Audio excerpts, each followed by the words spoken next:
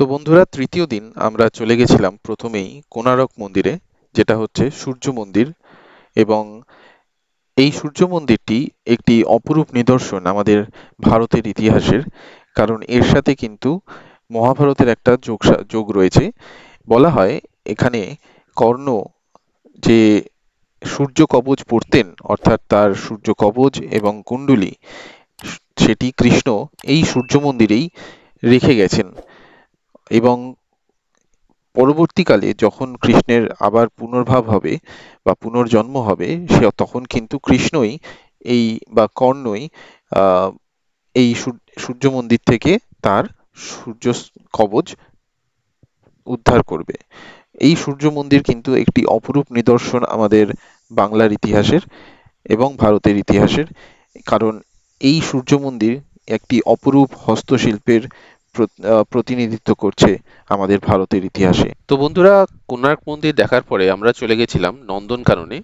তো নন্দনকাননের জেনারেল জু তো সবাই দেখেছেন, কিন্তু সাফারিটা আপনাদের জন্য রাখলাম। তার কারণ সাফারিতে ভালো করে এই ভিজিটটা কিন্তু সবাই পায় না। অর্থাৎ যে চারটে সাফারি রয়েছে, ডিয়ার সাফারি, বিয়ার সাফারি, লায়ন সাফারি আর টাইগার সাফারি, এই চারটে সাফারিতে চারটেই দেখা কিন্তু খুব ভাগ্যের ব্যাপার। জেনারেলি হরিণটা সবাই দেখতে পায়, তার সঙ্গে কিছু ময়ূর, কিন্তু সিংহ বা বাঘ বা ভাল্লুক চট করে দেখতে পাওয়া কিন্তু খুবই ভাগ্যের ব্যাপার।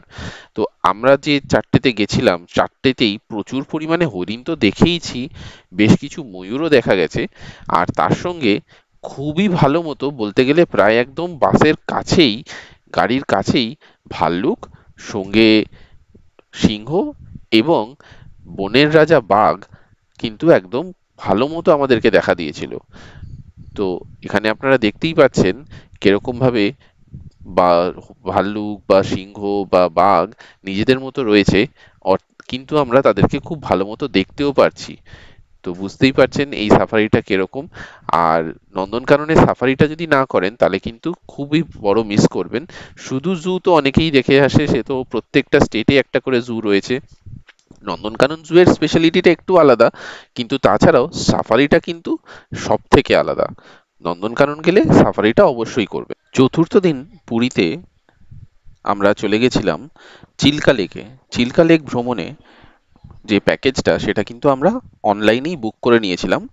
তো যেদিন বুক করেছিলাম সে তার পরের দিন আমরা চলে গেছিলাম চিল্কা লেক ঘুরতে। চিল্কা লেকে সাধারণত আমরা যে লোকেরা যেটা যায় সেটা হলো, প্রচুর পরিমাণে শীতকালের সময় যে গেলে আপনারা প্রচুর পরিমাণে পরিযায়ী পাখি দেখতে পারবেন।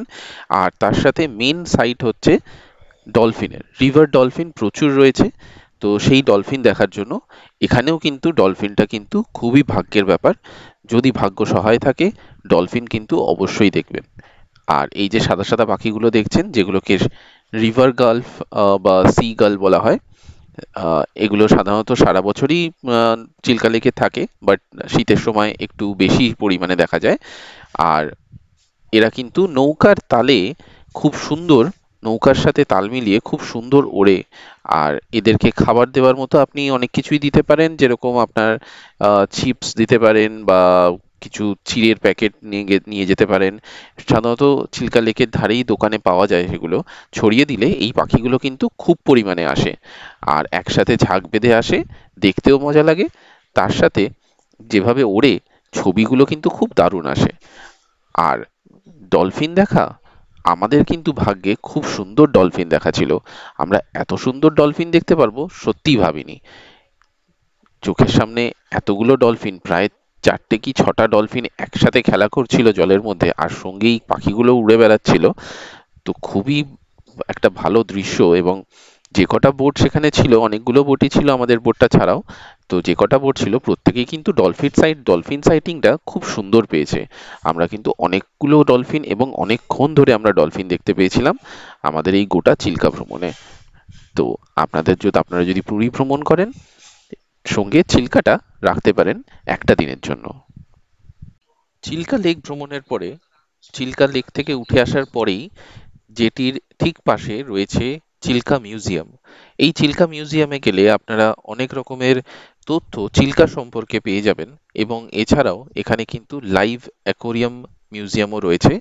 তো দেখতেই পাচ্ছেন বিভিন্ন ধরনের মাছ লাইভ রয়েছে, সেগুলোও আপনারা দেখতে পারেন। এবং এখানে প্রচুর লাইভ অ্যাকোরিয়াম রয়েছে, অনেক ধরনের মাছ এখানে আপনারা দেখতে পারবেন। আমি কিছু মাছেরই ভিডিও করেছিলাম, বাকি তো দেখতে দেখতেই মানে এতটাই ভালো লেগে গেছিল দেখতে যে ভিডিও করার কথা মাথা থেকে বেরিয়েই গেছে। তো এই দেখার পরে এবং এর পাশে একটা পার্ক আছে, সেখানেও আপনারা গিয়ে কিন্তু সময় কাটাতে পারেন। এবং সেখানে একটা বিশালাকার নীল তিমির স্কেলিটন রাখা, প্রিজার্ভ করা রয়েছে, সেইটাও আপনারা দেখতে পারবেন। বিশাল আকার একটা নীল তিমির স্কেলিটন রয়েছে। আর এছাড়া সেখানে আপনারা কিন্তু চিল্কা থেকে করে আসার পরে আপনারা যদি অনলাইন বুকিং করে নেন, যে এজেন্সির থ্রু চিল্কা অনলাইন বুকিংটা আপনারা করবেন, সেটা কিন্তু তারাই কিন্তু আপনাদের লাঞ্চের ব্যবস্থাও করে দেবে, ফুড প্যাকেজ সমেত। তো সেখানে গেলে আপনারা একবারে লাঞ্চ করে কিন্তু ফেরত আসতে পারবেন। এবার আপনাদের বলি পুরীতে থাকাকালীন আমাদের এক অদ্ভুত ঘটনার সম্মুখীন হওয়া। যেদিন আমরা চিল্কা ভ্রমণ করে আসি, তারপরেই যখন ফিরছি, যেখান থেকে নিউ মেরিন ড্রাইভ আবার শুরু হচ্ছে, সেখানে পৌঁছতেই হঠাৎ দেখি পুরীর উপকূলবর্তী এলাকায় প্রচুর পরিমাণে নৌবাহিনী টহল দিতে শুরু করেছে। কেন তা কেউ জানে না। প্রচুর পরিমাণে নৌসেনার জাহাজ, সঙ্গে বেশ কিছু ফাইটার জেটস, তার সঙ্গে হেলিকপ্টারস, প্রচুর প্লেন এবং প্রচুর ছোট থেকে বড় মাপের নৌজাহাজ কিন্তু পুরীর উপকূলবর্তী এলাকায় দেখা যাচ্ছে, এবং সেগুলো প্রচুর কাছে। তারপরে সবশেষে জানা গেল ডিসেম্বর মাসের 4 তারিখে ইন্ডিয়ান নেভি ডে পালিত হবে, যেটা সাধারণত ভাইজাকে হয়ে থাকে, বা বিশাখাপত্তনম যে নেভাল পোর্ট আছে সেখানেই হয়ে থাকে। কিন্তু এবছর পাবলিকের জন্য খুলে দেওয়ার জন্য এই বছর পুরীকে বেছে নেওয়া হয়েছে। তো সেটারই প্রস্তুতির জন্য ডিসেম্বরের 4 তারিখের আগে তারা পৌঁছে গেছিল পুরীতে। তো সেই জন্য আমরাও কিন্তু এর প্র্যাকটিসের এক ঝলক আমরাও পেয়ে গেছিলাম। আর যে কদিন তারপর চিল্কা থেকে আসার পরে আমরা পুরীতে আরো 2 দিন ছিলাম, সেই জন্য আমরা কিন্তু 2 দিন এই মহড়ার বেশ কিছু অংশ দেখতে পেয়েছিলাম। যেরকম আপনারা দেখছেন ভিডিওতে, ঠিক এইভাবেই জাহাজগুলো আসছিল এবং মহড়া দিচ্ছিল। তো যাই হোক, এই সব দেখার পরে আমরা তো বেশ আপ্লুত এবং খুব খুশি। ভালো ভালো অভিজ্ঞতা নিয়ে খুব ভালো মতো বাড়ি ফিরেছিলাম পুরী ভ্রমণ থেকে, এবং সবাই সঙ্গে শেয়ার করলাম আপনাদের সঙ্গে আমাদের পুরী যাত্রাটা। আশা করি আপনাদেরকে পুরো ভিডিওটা ভালো লেগেছে। এবং যারা নতুন, আবারও বলছি, please do subscribe, like, share and comment. তোমরা কমেন্ট করে অবশ্যই জানিও তোমাদের ভিডিওটা কিরকম লেগেছে, এবং তোমরা যদি এর মধ্যে পুরী গিয়ে থাকো তাহলে তোমরা কি কি জায়গা গেলে সেটাও কিন্তু কমেন্টে জানাতে পারো। আজকের মতো ভিডিওটা এখানেই শেষ করছি। ধন্যবাদ।